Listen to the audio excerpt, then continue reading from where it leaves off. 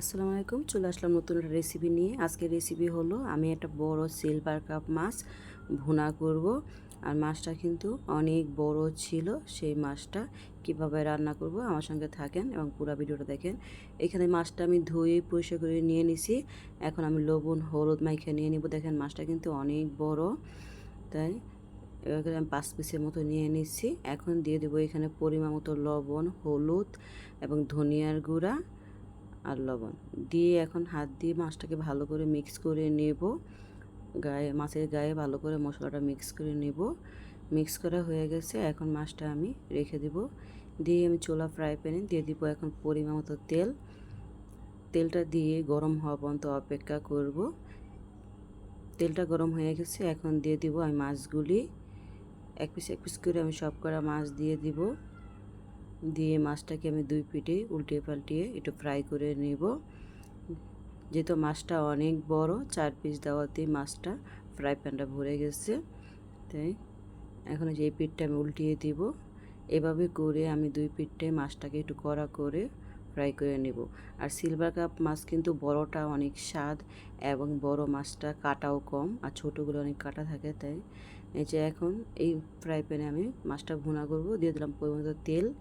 তেলটা গরম হয়ে গেছে। এখন দিয়ে দেবো অনেকগুলি পেঁয়াজ কুচি। পেঁয়াজ কুচিটা দিয়ে নাড়াচাড়া করে বাদামি কালার করে নেব। আর এখানে আমি ওই মাছ ভাজা তেলটা দিয়ে দিব।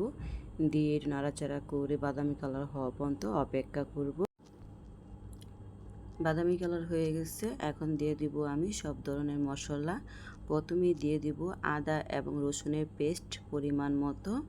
আমি সবসময় বড় মাছে এবং যে কোনো মাছে আমি আদা রসুন বাটা দিই। এটা অপশনাল, আপনি দিতে পারেন আর নাই। দিয়ে এখন আমি ভালো করে মিক্স করে নেব।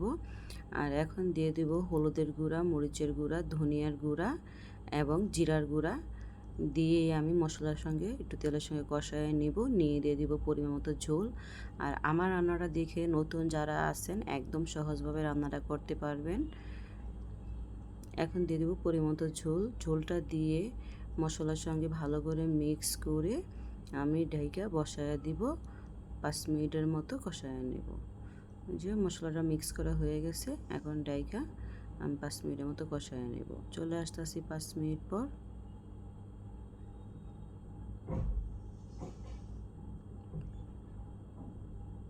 যে 5 মিনিট হয়ে গেছে। এখন আমি উদাম করে নিলাম। নিয়ে আমি তো লবণ দিতে ভুলে গেছিলাম, তাই একটু লবণ দিয়ে একটু নাড়াচাড়া করে একটু মিক্স করে নেব। নিয়ে আবার 2-3 মিনিটের মতো একটু কষায় নেব। চলে আসতে 2-3 মিনিট পরে এই যে কষানো হয়ে গেছে। এখন আমি একটু নাড়াচাড়া করে সব কটা মাছ দিয়ে দিব।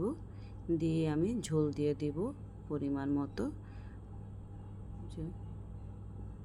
আমি সবসময় তরকারিতে গরম পানি অ্যাড করি, তাহলে আমার কাছে তরকারিটা ভালো লাগে গরম পানি দিতে। যে এখন দিয়ে দেবো পরিমাণ মতো ঝোল। একটু হালকা ঝোলঝোলি রাখবো একদম। একটু ঝোল দিয়ে এখন নাড়াচাড়া করে মাছটাকে একটু মিক্স করে নেব আলতো হাতে। মিক্স করে ডেকে এখন 10 মিনিটের জন্য বসায় দিব। চলে আসতেছি 10 মিনিট পর।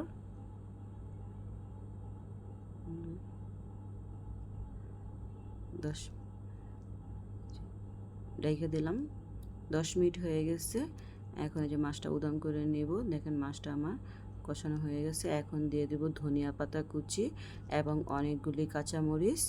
ধনিয়া পাতা অল্প, তাই অল্পই দিলাম। কাঁচামরিচগুলো মাঝখান দিয়ে ভেঙে নিছি। নিয়ে এখন ডাইখে এখন আমি আরও 5 মিনিট মতো নাড়া করে নেব।